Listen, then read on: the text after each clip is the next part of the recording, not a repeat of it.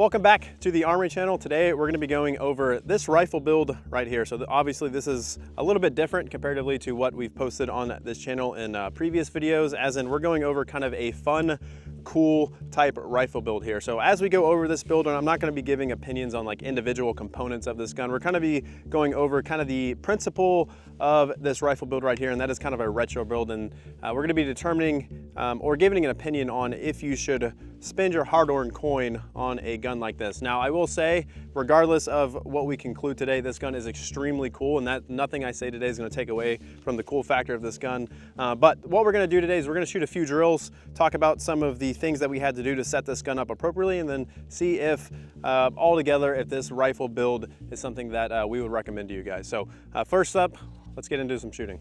All right, so the first drill we got set up is a simple designated target. I got 5 USPSA targets, kind of sporadic with angle and distance, but something unique with this drill is I have the designated target set up very close, and it's gonna be a very easy target to shoot. I'll probably still miss it, but the idea behind this is we're going to try and make the target transition quite spicy, and that is why the designated target's a little bit closer. So the reason why we're doing this drill with this particular build is because we have a Trijicon TA44 ACOG mounted on top here, and as you can tell with the carry handle riser or carry handle upper receiver, the optic is very high. So that means my contact with the gun is going to be a little bit different comparatively to lower 1/3 or traditionally mounted optics. So all that to say is my contact is in theory not going to be as good. Now I do have a cheek riser to help me out with this, but this is the reason why we're doing this drill, is to see if my contact can stay as consistent with a high mounted optic as comparatively to a traditionally mounted optic. So let's do this. This is very close for steel. Don't recommend doing this, but we'll be okay. That's why we got iPro. Stand by.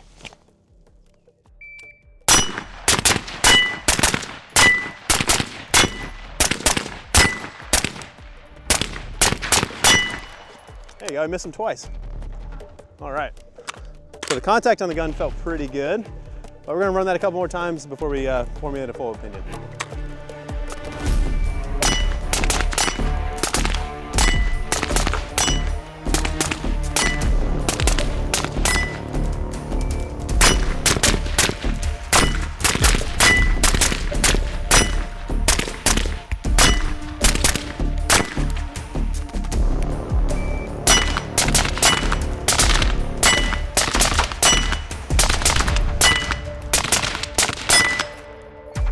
All right, so let's check out the hits on a couple of these targets. We're not gonna look at all of them, we'll just look at a couple of the different distances here. So at 10 yards, we have 4 alphas, 2 Charlies. I will say shooting this close, you're not gonna notice much of a difference, but this was one of the transition targets. So basically what I mean by that is I didn't start on this target.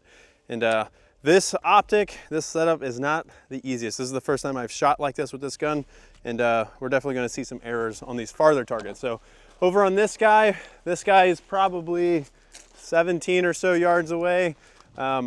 This is pretty decent considering how this setup is and how new I am to the setup. I know that sounds like an excuse, but this is quite different for me. So I am finding a good spot on the target and I'm bringing the gun over to it. I will say confirming the reticle on the target is much harder with this optic because it has a 1.5 by magnification and the illumination isn't as bright as I normally run red dots on. So I bring it over, and because everything is kind of illuminated, things look a little fishy, kind of like looking through a fishbowl is what I mean by that, not like, you know, precarious or anything like that. And because the dot's not as illuminated, it's a little bit harder to confirm that the dot's there before I break the shots off. And at a distance like this, I do want to see a little bit of confirmation rather than just a flash of red. So now we're going to look at the farthest target, which is, I think, about 30 yards. And this is where things get really interesting. So as I'm coming over, I'm seeing the cardboard and I'm just sending it on the flash of red. And as soon as I start to confirm, once I confirm my reticle, things get a little bit tighter, but I actually have a mic here. And as you can see, it's very sporadic. So all that to say is this setup right here, I will say the contact of the gun is fine. I have a good cheek well because of the riser. So basically with this riser, and the height of this optic, it feels pretty much the same as a lower 1/3 setup or something like that. But this optic for this type of shooting, as fast as I'm trying to go, is not ideal. So let's set up the next drill and we'll talk about it after that.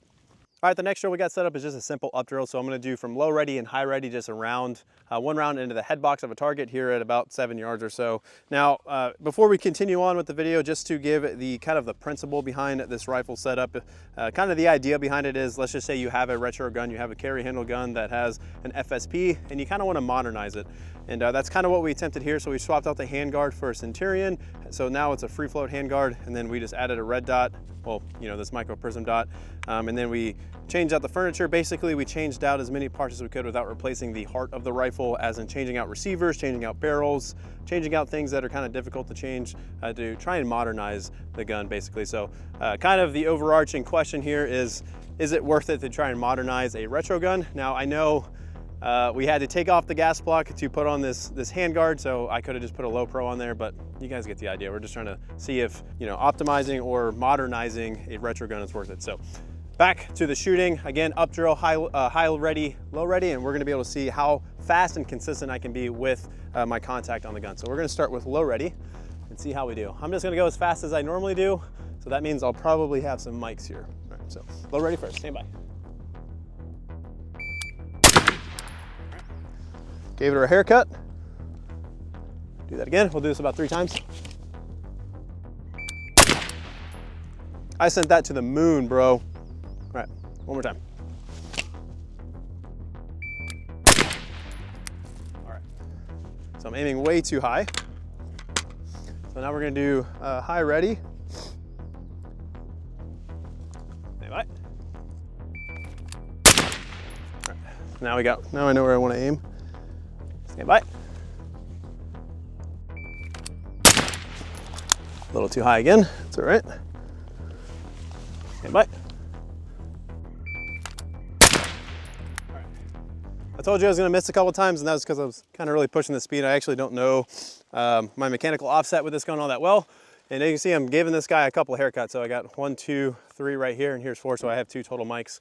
But this was my first high ready shot. So basically the reticle, the entire reticle is sitting about right here, and that's giving me my shot placement right here. So I am having to aim quite higher with this optic comparatively to a lower 1/3. I expected that. I just overcompensated it a little too much, resulting in the mic. So all that to say is you're gonna have a high optic setup like this, whether it's on a carry handle, whether you have like a 226 unity riser, or, you know, basically anything like that. Just make sure you know your mechanical offset, because it is going to be a little bit more tricky when you're shooting up close, because it's going to be that much more.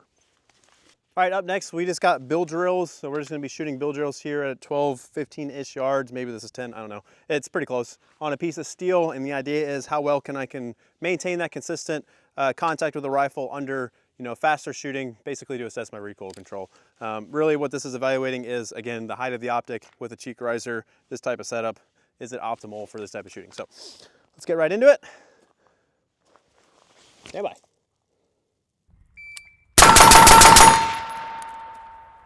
It's quite easy at that speed, so we're gonna try and speed it up a little bit.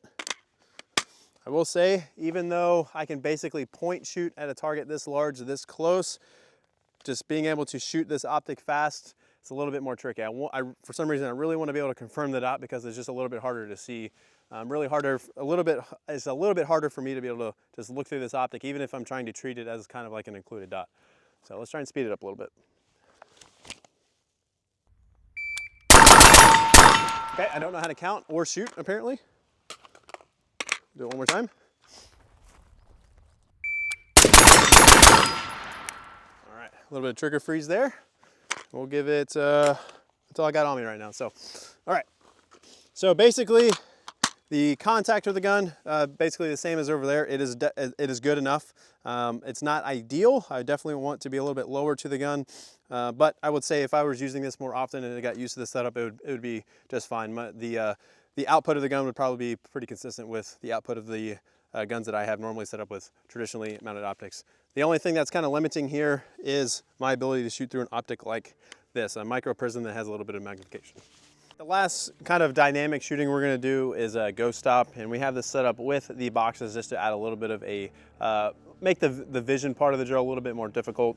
And again, we're just really going to be testing, kind of more or less evaluating ability to keep a consistent contact on a gun that's set up quite like this. So we have 3 targets set up in front of each of these 3 sticks. There's a box that gets in the way in between each of the 3 targets, and they're about, as you can tell, 10 yards or so away. So it's going to be 2 from here. I run over to the left, 2 in front on the guy that's in front of that stick, and then I run all the way over to the right, and then 2 on that guy. So this is a great drill to assess where you're at with your shooting and moving ability. It's also a great drill to improve on that skill as well.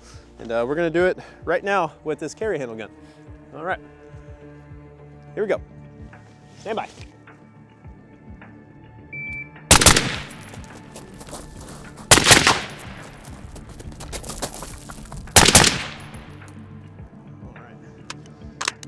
Do it a couple more times and then we'll talk about it.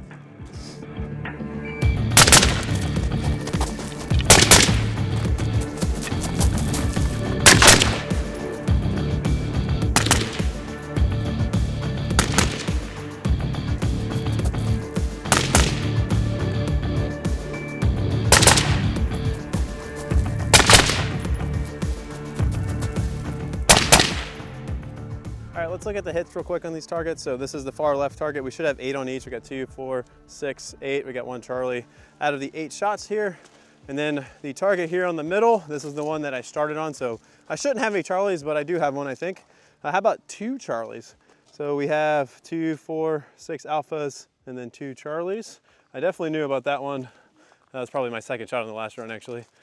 And then over here on the far right target, so this is the target, one of the targets, obviously coming into position. We have 1, 2, 3, 4, 5 alphas and 3 Charlies. So the contacts with the gun, basically the same as all the other drills. The results are about the same, as in it's pretty good. I will say it's just a little bit different. So if I was training with the gun, I could get used to it and perform just as well as I normally could. But what's really holding me back here is this optic's ability to shoot a little bit more dynamically. It's just a little bit difficult for me. I'm just not used to it yet. So last thing we're going to do is we're going to shoot, take this gun out the distance and kind of evaluate where I think this optic is going to be most useful, and that is going to be shooting, past 2 around 300 meters.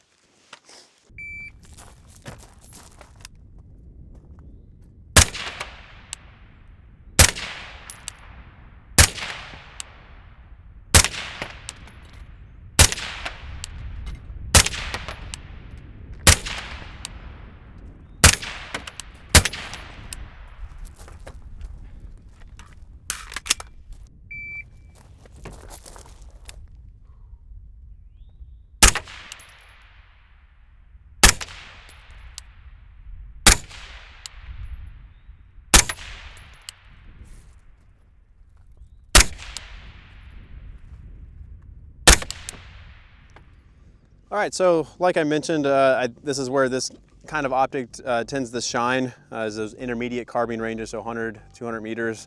We did shoot out to 400 meters, got a couple of hits, but I don't think it was providing much of a benefit comparatively to just a red dot. I will say the etch reticle definitely helps because it's just a more refined reticle. Now, talking about this kind of retro type build on positions like this, the first time I shot at the 200 meter steel or 180, whatever it is, I was shooting off the top of the car here.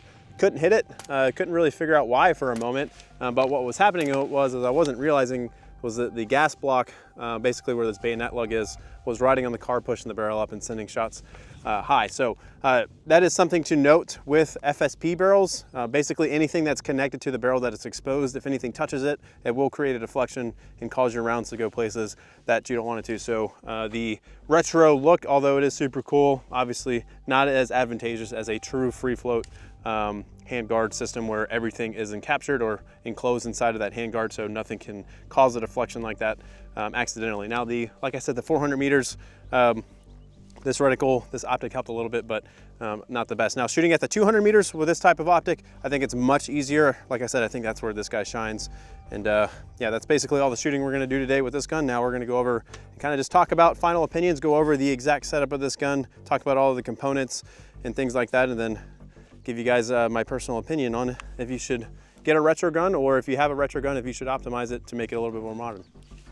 All right, so let's talk about the overall build of this gun. So starting with the lower receiver, we have an Aero Precision lower, just like every other gun in the Armory, it seems like. We have a BCM grip going on here. We have a Geisley SSAE two-stage trigger. We got a bad lever, and then we just have a mil-spec safety. Other than that, we have a carbine buffer.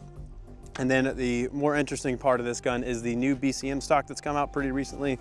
I believe this is the Mod 3 that they call it. Now, if I remember correctly, we got sent these as samples, but I'm pretty sure you can purchase these with or without cheek risers. And if you purchase it with a cheek riser, it comes with 2 different heights. And I believe this is the taller one, but the cheek risers can mount basically anywhere you want on the stock, farther back or farther forward, which is pretty cool. And it also has M-LOK going on the back here, so you can put something like their QD sling attachment thing here if you want to run a sling right here, and you can obviously put it wherever you want, which I think is pretty cool. That also keeps the cost of the stock down because you don't have to have a QD point back here. If you don't want to run a sling on the back of your stock, you don't have to. So just a little bit of customization and the ability to keep your stock a little bit cheaper if you so desire. The buffer weight in here is an H2 buffer. I think I already said that. Moving on to the upper receiver, this is where things get a little interesting. We have a Colt carry handle upper receiver, so this is an actual carry handle. We have a Ballistic Advantage 10.5-inch barrel with a Centurion handguard. I don't remember the exact nomenclature of this guy, but it's an M-LOK, it's a free float. So basically how this handguard attaches is you take off your plastic handguard or whatever you got going on here, you take apart your delta ring assembly, and then you keep your mil-spec barrel nut on there, and then this handguard attaches straight to that mil-spec barrel nut. So I said that you had to take the barrel or the gas block off to attach this rail. You do, because you have to basically take apart that delta ring assembly to get to just the mil-spec barrel nut. So you do basically have to completely disassemble this thing to get this guy on. And if you're gonna go through all that trouble, might as well just put a low pro gas block on it, in my opinion. But if you have a carry handle, might as well have the FSB just to keep the kind of the vibe going there. So with the front of the gun, we have a Surefire RC2 suppressor with a Surefire 4-prong under there. This can is still pretty hot, and I think it's stuck, so I'm not gonna be able to take it off to show you guys that. And then we have a chopped BCM foregrip on here, per the standard of T.REX guns. And then the accessories we have a Steiner D-Ball A2, a Surefire Vampire. And the way this setup is, I really like how these buttons are. I really have grown to dislike cables on guns. They're snag hazards, they get caught on things, they rip off. Pressure pads generally don't work all that often. But I just have a click cap going on with the light, and I can reach up and just activate the laser with the onboard button there. And this is generally how I prefer to run my laser and light setups. And then moving on back to the optic, finally, we have the Trijicon ACOG TA44. Has a really nice reticle in it, and it is a 1.5 by magnification. It is extremely small, it's extremely lightweight, and the price point's around 940 bucks. So now let's get into talking about some opinions on this overall rifle setup. All right, so getting into my opinion on if you should own a rifle like this, or if you do own a kind of a more retro style gun, if it's worth optimizing or upgrading into something that's a little bit more modern. I do want to just reiterate one more time, this gun is very cool. I'm not going to change my opinion on that. I think these guns look extremely cool. They can perform pretty well, even with all of the optimization that you can do to them, all the modernization you can do to them. So nothing I'm going to say about, you know, if I recommend this gun or not is going to change how cool this gun is, because like I said, these just look extremely cool. So going on into the opinions here. So if you have a gun already that, you know, maybe it's not a carry handle gun, but it is an FSP gun, it is definitely cheaper just to upgrade or modernize that rifle. Let's just say it's an old, you know, Smith & Wesson Sport 15 or something like that. You can upgrade the gun for much cheaper than buying a new rifle. Now, if you do add up the components with your upgrade versus just buying a new rifle, plus, you know, selling your previous rifle, the price may be pretty similar. So it's going to be kind of up to you what you want to do. Sometimes people don't want to sell their gun and then save up more money just to buy a new rifle. Some people want to kind of take things in chunks, so they get a cheap gun, then upgrade parts here and there as they go. Totally understand that, and that's definitely a way you can go. Generally, about 99.9% of people are never going to shoot out the barrel of their gun regardless of how cheap it's made. They're never going to you know, go through the complete life expectancy of the bolt carrier group regardless of how cheap it is. So if this is a type of gun you're not using on a regular basis, you know, you're not training on a weekly basis with or anything like that, you can definitely get your money's worth out of it by upgrading parts here and there, and you'll be totally fine.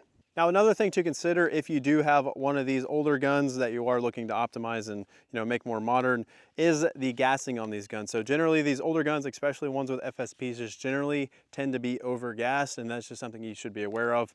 You're just going to notice a little bit more of an unpleasant shooting experience comparatively to more modern rifles. So in the case of this gun, extremely gassy. I have carbon on my On my iPro, there's carbon literally coming out of the trigger around the holes in the lower receiver on my finger just because of how much gas is getting blown back. And that is, obviously, this is a 10.5 with a Surefire suppressor, so there's a lot of blowback already. But given the fact that this is just an older type gun, it's just even more of the case when it comes down to being overgassed. Now, when it comes down to purchasing one of these rifles brand new, as in to just have a retro gun, really the only reason you're going to be doing that is to have a cool looking gun. And you know, this is the United States. I'm not going to say you shouldn't do that, but I would just say that you could probably spend your money better elsewhere with obviously ammo and training and things like that. We've said a million bajillion times at this point.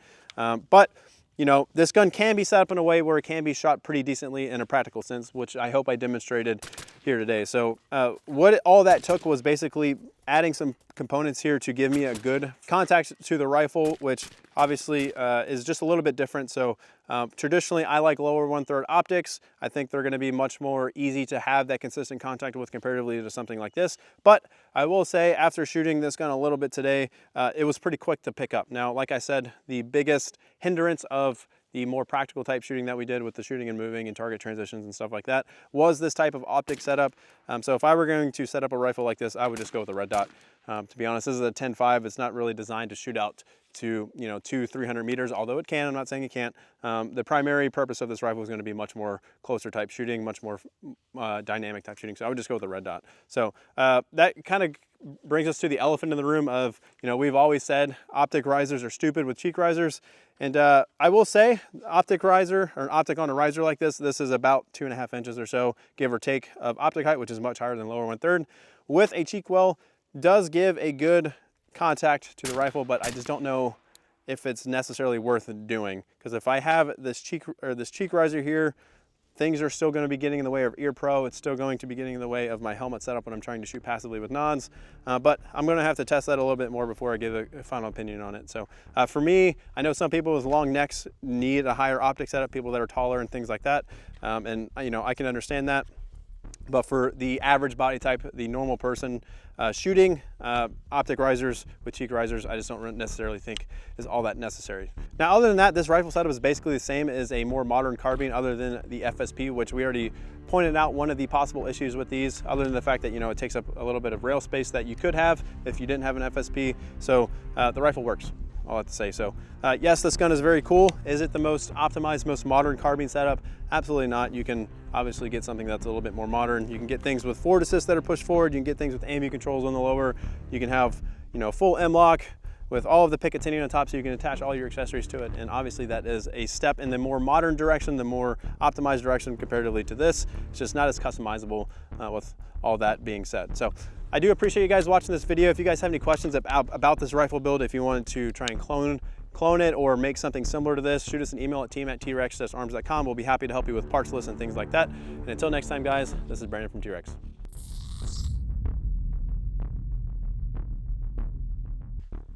All right, so we got a nice stuck suppressor. So that means we're gonna get it off. Man, that is violent when you do that.